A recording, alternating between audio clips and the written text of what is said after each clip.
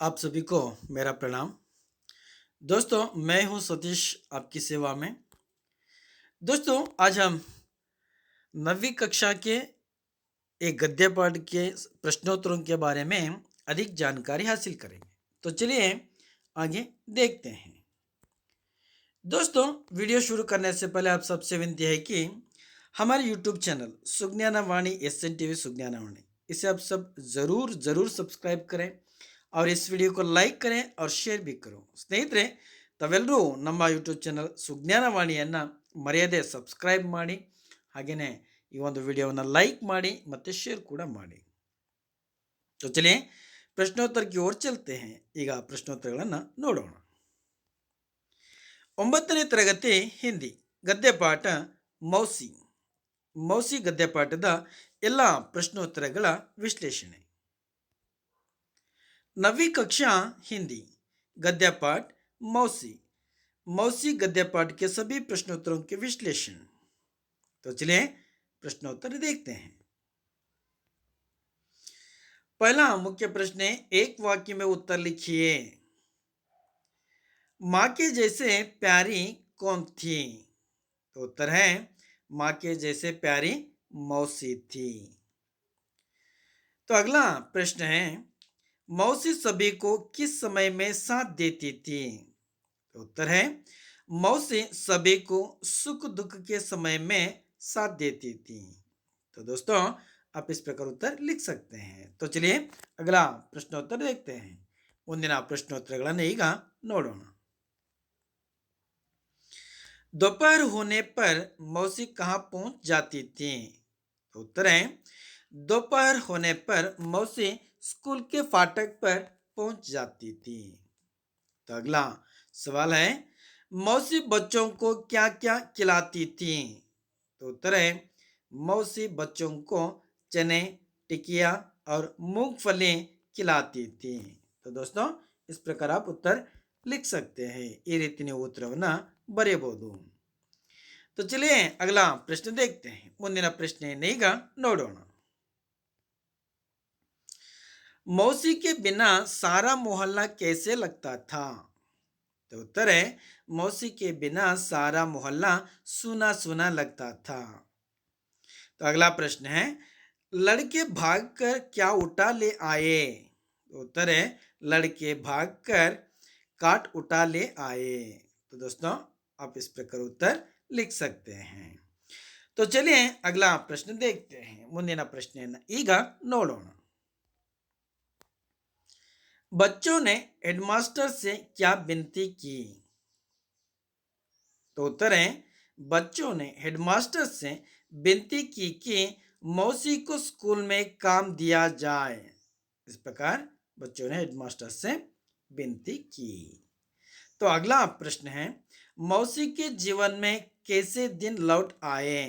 मौसी के जीवन में कैसे दिन लौट आए? तो उत्तर है, मौसी के जीवन में खुशी के दिन लौट आए. तो दोस्तों, आप इस प्रकार उत्तर लिख सकते हैं.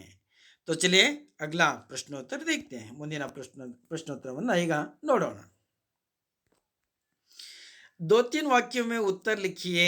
2-3 ವಾಕ್ಯಗಳಲ್ಲಿ ಉತ್ತರವನ್ನು ಬರೆಯಿರಿ. 2-3 ವಾಕ್ಯಗಳಲ್ಲಿ ಉತ್ತರವನ್ನು ಬರೀಬೇಕಾಗುತ್ತೆ. तो चलिए अगला प्रश्न देखते हैं. तो पहला प्रश्न है, मौसी बच्चों को कौन कौन सी कहानियां सुनाती थी?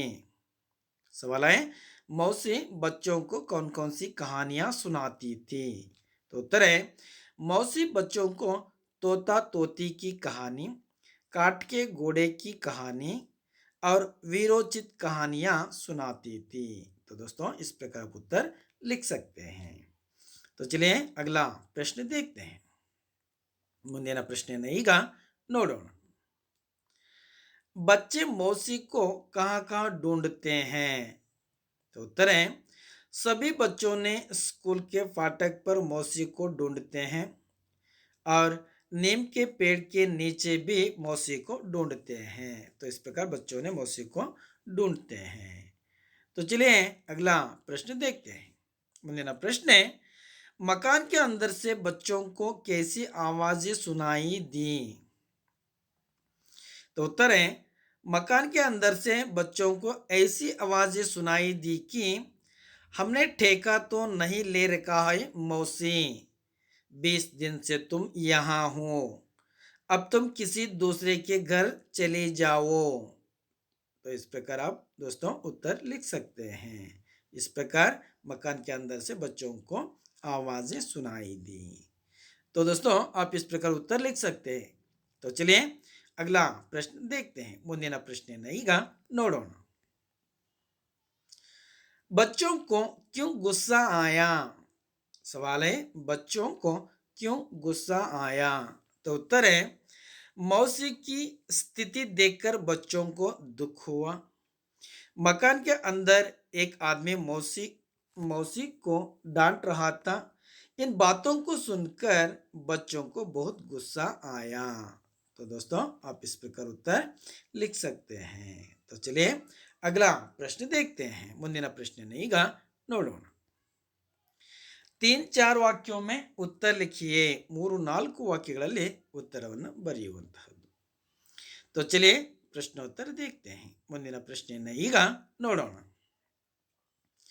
मौसी और बच्चों के बीच में क्या बातचीत हुई? तो प्रश्न है मौसी और बच्चों के बीच में क्या बातचीत हुई? तो उत्तर आप इस प्रकार लिख सकते हैं कि तू इतने दिन कहाँ थी मौसी, यहाँ क्यों बैठी हो? एक ने पूछा। तो मौसी ने कहा कि मैं यहाँ से जा रही हूँ बेटा। कहते हुए मौसी कहते हुए है नहीं कहते हुए मौसी की आंखें भर आई। अगला पॉइंट है तू तो बीमार थी मौसी, तबीयत कैसी है? बलदेव ने पूछा। तो मौसी ने कहा कि बेटा मैं ठीक हो गई हूँ, अपना गांव जा रही हूँ। तब सभी बच्चों ने कहा कि हम तुझे कहीं नहीं जाने देंगे मौसी, सबने एक स्वर में कहा। तो दोस्तों आप इस प्रकार उत्तर लिख सकते हैं। तो चलिए अगला प्रश्न देखते हैं। ಮುಂದಿನ ಪ್ರಶ್ನೆಯನ್ನು ಈಗ ನೋಡೋಣ। बच्चों ने मिलकर मौसी की सेवा किस प्रकार की? बच्चों ने मिलकर मौसी की सेवा किस प्रकार की? तो उत्तर है 2-3 लड़के भागकर काट उठा ले आए, उस पर मौसी को जबरदस्ती बैठा दिए, काट को सीधे नीम के पेड़ के नीचे ले आए और उसके बाद कन्हैया भागकर अपने घर से दरी और तकिया लाया। उषा थाली में 2 रोटियां लाई। युवराज एक कटोरे में दूध लाया। तो अगला पॉइंट है गोपाल घर से लैंप उठा लाया। और अगला पॉइंट है मुन्नी पीने के लिए पानी लाई। तो अगला पॉइंट बलदेव अपने पिताजी को क्लिनिक से खींच लाया और कहा कि मौसी बीमार है, आप जल्दी चलकर देखिए। तो इस प्रकार इस तरह बच्चों ने मौसी की सेवा की। ಎಲ್ಲ ಮಕ್ಕಳು मौसी ಅಂದ್ರೆ ಚಿಕ್ಕಮ್ಮನ ಸೇವೆನ ಈ ರೀತಿ ಮಾಡಿದ್ರು। तो चलिए अगला प्रश्न देखते हैं। ಮುಂದಿನ ಪ್ರಶ್ನೆಯನ್ನು ಈಗ ನೋಡೋಣ। मौसी के खुशी जीवन का वर्णन कीजिए। मौसी के खुशी जीवन का वर्णन कीजिए। तो उत्तर है बच्चों ने हेडमास्टर जी से विनती की कि मौसी को स्कूल में काम दिया जाए। तो तब हेडमास्टर जी ने मान लिया और मौसी को रहने के लिए स्कूल में एक कोठरी भी दे दी। तो अगला पॉइंट है मौसी फिर से स्कूल के आंगन में आने लगी। बच्चे उसे घेरे रहते और वह उन्हें कहानियां सुनाती। कभी कभी लाठी फेंकती नहीं है, ठेकती हुई मोहल्ले का चक्कर काटती। सभी घरों में जांक उनका कुशल क्षेम पूछती। तो अगला पॉइंट है सांझ ढले अपनी कोठरी में चली आती और चैन की सांस लेती। इस तरह मौसी खुशी से दिन बिताती थी। तो यह मौसी के खुशी जीवन का वर्णन है। तो दोस्तों आप इस प्रकार उत्तर लिख सकते हैं। तो चलिए अगला प्रश्न देखते हैं। ಮುಂದಿನ ಪ್ರಶ್ನೆಯನ್ನ ಈಗ ನೋಡೋಣ। रिश्ता जानिए और लिखिए ಸಂಬಂಧಗಳನ್ನ ಅರಿತು ಬರೆಯುವಂತಹದ್ದು। पिता के पिता दादा, माता के पिता नाना, पिता की बहन बुआ, माता की बहन मौसी। तो चलिए अगला प्रश्न देखते हैं। पति या पत्नी के पिता ससुर, वैसे ही पति या पत्नी की माता सास, वैसे ही बेटे की पत्नी, बेटे की पत्नी बहू, बेटी का पति दामाद। तो दोस्तों आप इस प्रकार उत्तर लिख सकते हैं। तो चलिए अगला प्रश्न देखते हैं। ಮುಂದಿನ ಪ್ರಶ್ನೆಯನ್ನು ಈಗ ನೋಡೋಣ। नमूने के अनुसार लिखिए। उदाहरण के लिए कहानी कहानियाँ, माला मालाएं, बात बातें। तो इन उदाहरणों के अनुसार आप लिख सकते हैं। आगे कौन कौन से शब्द दिए गए हैं उनको इस प्रकार उत्तर लिख सकते हैं। तो चलिए उत्तर देखते हैं। कहानी कहानियाँ, लड़की लड़कियाँ, कोटरी कोटरियाँ, कोटेरियाँ हो चुका है, कोटरियाँ लिख कर बदल कर लिखिए। पहली पहलियाँ, तो इस प्रकार आप उत्तर लिख सकते हैं। तो चलिए अगला प्रश्न देखते हैं। माला मालाएं, माता माताएं, दिशा दिशाएं, घटना घटनाएं। तो दोस्तों इस प्रकार उत्तर आप लिख सकते हैं। तो चलिए अगला शब्दांश देखते हैं। बात बातें, आंख आंखें, दरार दरारें, दुकान दुकानें। तो दोस्तों इस प्रकार आप उत्तर लिख सकते हैं। तो चलिए अगला प्रश्न देखते हैं। ಮುಂದಿನ ಪ್ರಶ್ನೆ, विलोम शब्दों के जोड़ी बनाइए। उदाहरण के लिए बाहर अंदर। तो दोस्तों यहाँ पे कुछ शब्दों को दिए गए हैं, आपको सिर्फ क्या करना है, विलोम शब्दों की जोड़ी बनाकर लिखना है।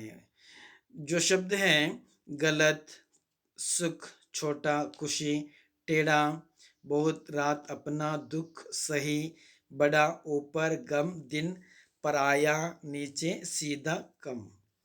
दिए गए शब्दों में विलोम शब्द हैं। आपको क्या करना है, जांच कर इन्हें तलाश करके विलोम शब्दों की जोड़ी बनाकर लिखना है। तो चलिए देखते हैं। गलत सही, बहुत कम, बड़ा छोटा, नीचे ऊपर, सुख दुख, रात दिन, सीधा टेढ़ा, अपना पराया, गम खुशी। तो दोस्तों आप इस प्रकार उत्तर लिख सकते हैं। तो चलिए अगला प्रश्न देखते हैं। ಮುಂದಿನ ಪ್ರಶ್ನೆಯನ್ನು ಈಗ ನೋಡೋಣ। पर्यायवाची शब्द लिखिए। दोस्तों यहाँ पे कुछ शब्दों को दिए गए हैं, दिए गए शब्दों को आपको क्या करना है, पर्यायवाची शब्दों को लिखना है। जैसे पेड़, घोड़ा, दूध, पानी, घर, औरत। इन शब्दों को दो दो प्रत्येक दो दो पर्यायवाची शब्द ने, पर्यायवाची का मतलब समानार्थक शब्दों को लिखना है। तो चलिए उत्तर देखते हैं। पेड़, इसका पर्यायवाची ने समानार्थक शब्द है वृक्ष, तरु, घोड़ा, तुरग, हाय, दूध, क्षीर, पाय, पानी, जल, वारी, घर, मकान, गृह, औरत, नारी, स्त्री। तो दोस्तों आप इस प्रकार उत्तर लिख सकते हैं। तो चलिए अगला प्रश्न देखते हैं। ಮುಂದಿನ ಪ್ರಶ್ನೆಯನ್ನು ಈಗ ನೋಡೋಣ। सार्थक वाक्य बनाइए। दोस्तों यहाँ पे कुछ वाक्यांशों को दिए गए हैं, लेकिन शब्द क्रम में नहीं है, कुछ अदला बदला करके दिए गए हैं। उनको सिर्फ आपको क्या करना है, सार्थक वाक्य ने सही अर्थ देने वाला वाक्यांश बनाकर लिखना है। तो यहाँ पे दिए गए सबको, जैसे मौसी, प्यारी, माती के। तो इस प्रकार वाक्यांश दिए गए हैं। इसका सही क्रम यानी सार्थक वाक्य इस प्रकार होता है। मौसी सबको माँ के जैसे प्यारी बनी थी। तो अगला वाक्यांश के लिए सार्थक वाक्य मौसी वीरोचित कहानियां सुनाती थी। तो अगला वाक्यांश है दूसरे दिन हॉकी मैच खेलकर लौट रहे थे। तो अगला वाक्यांश है मुन्नी पीने के लिए पानी लाई। तो दोस्तों इस प्रकार आप सार्थक वाक्य बनाकर लिखते हैं। तो चलिए अगला प्रश्न देखते हैं। ಮುಂದಿನ ಪ್ರಶ್ನೆಯನ್ನು ಈಗ ನೋಡೋಣ। ಕನ್ನಡ में अनुवाद कीजिए। ಕನ್ನಡದಲ್ಲಿ ಅನುವಾದವನ್ನು ಮಾಡಿ ಬರೆಯುವಂತಹದ್ದು। बच्चे नीम के तले खेलते थे। तो दोस्तों आपको क्या करना है, दिए गए वाक्यांशों को कन्नड़ में अनुवाद करके लिखना है। तो उत्तर है ಮಕ್ಕಳು ಬೇವಿನ ಮರದ ಕೆಳಗೆ ಆಡುತ್ತಿದ್ದರು। उसे सब मौसी कहकर पुकारते थे। ಅವಳನ್ನು ಎಲ್ಲರೂ ಚಿಕ್ಕಮ್ಮ ಎಂದು ಕರೆಯುತ್ತಿದ್ದರು। बच्चों के लिए तो वह सेवा की मूर्ति थी। तो उत्तर है ಮಕ್ಕಳಿಗಾಗಿ ಅವಳು ಸೇವೆಯ ಮೂರ್ತಿಯಾಗಿದ್ದಳು। सबके घरों में जांग कुशल क्षेम पूछती थी। तो उत्तर है ಎಲ್ಲರ ಮನೆಯಲ್ಲಿ ಇಣಕಿ कुशल क्षेम ಕೇಳುತ್ತಿದ್ದಳು ಅಥವಾ ವಿಚಾರಿಸುತ್ತಿದ್ದಳು। तो दोस्तों इस प्रकार आप अनुवाद करके लिख सकते हैं। तो चलिए अगला प्रश्न देखते हैं। ಮುಂದಿನ ಪ್ರಶ್ನೆಯನ್ನು ಈಗ ನೋಡೋಣ। नमूने के अनुसार लिखिए। दोस्तों यहाँ पे एक उदाहरण दिए गए हैं। दूध, दूध शब्द से दूध से हम क्या क्या बना सकते हैं, मलाई, माखन, घी, मिठाई। तो वैसे ही दिए गए शब्दों के लिए शब्द से बनने वाले शब्दों को लिखना है। पेड़, सोना, फूल, कागज, इनसे हम क्या क्या बना सकते हैं। तो चलिए उत्तर देखते हैं। दूध, मलाई, माखन, घी, मिठाई। वैसे ही पेड़, छाल, लकड़ी, तेल, साबुन। सोना, आभूषण, अंगूठी, हार, ताज।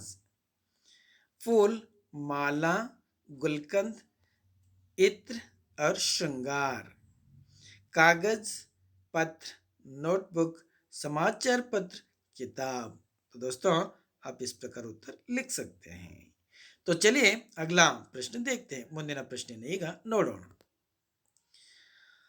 पाठशाला में और घर में आपको क्या क्या करने के लिए कहा जाता है और क्या करने के लिए मना किया जाता है, तालिका में लिखिए।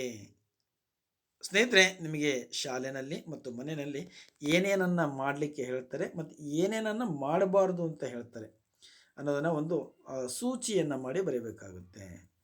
ಇಲ್ಲಿ ಕೊಟ್ಟಿದ್ದಾರೆ क्या करना है क्या नहीं करना है। तो दोस्तों आपको क्या करना है, पहले आपको आपके पाठशाला और घर में आपको क्या क्या करने के लिए कहा जाता है उसे लिखना है। उसके बाद क्या क्या करने के लिए मना किया जाता है, उसके बारे में 3-3 या 4 वाक्यांशों को लिख सकते हैं। तो चलिए उत्तर देखते हैं। क्या करना है, पढ़ाई करना है पाठशाला में और घर में, समय का पालन करना है, सबके साथ मिलजुल कर रहना है, गृह कार्य करना है। तो चलिए आगे देखते हैं क्या नहीं करना है। क्या नहीं करना है, गपशप नहीं करना है, किसी से भी झगड़ा नहीं करना है, ज़्यादा टीवी या मोबाइल नहीं देखना है। तो दोस्तों आप इस प्रकार उत्तर लिख सकते हैं। तो चलिए आगे देखते हैं। दोस्तों यह गद्य पाठ मौसी समाप्त हो चुकी है। तो आप सबसे विनती है कि हमारे यूट्यूब चैनल सुज्ञानावाणी SNTV सुज्ञानावाणी इसे आप सब जरूर सब्सक्राइब करें और इस वीडियो को लाइक करें और शेयर भी करो। ಸ್ನೇಹಿತರೆ ಎಲ್ಲರೂ ನಮ್ಮ ಚಾನಲನ್ನು ಮರೆಯದೆ ತಪ್ಪದೆ ಸಬ್ಸ್ಕ್ರೈಬ್ ಮಾಡಿ ಹಾಗೆಯೇ ಬೆಲ್ ಬಟನನ್ನು ಪ್ರೆಸ್ ಮಾಡಿ ಹಾಗೆಯೇ ಈ ಒಂದು ವಿಡಿಯೋವನ್ನು ಲೈಕ್ ಮಾಡಿ ಮತ್ತು ಶೇರ್ ಕೂಡ ಮಾಡಿ। तो चलिए आप सभी को ಧನ್ಯವಾದ। ವೀಕ್ಷಣೆಯನ್ನು ಮಾಡಿದಂಥ ಸ್ನೇಹಿತರೆಲ್ಲರಿಗೂ ಧನ್ಯವಾದಗಳು।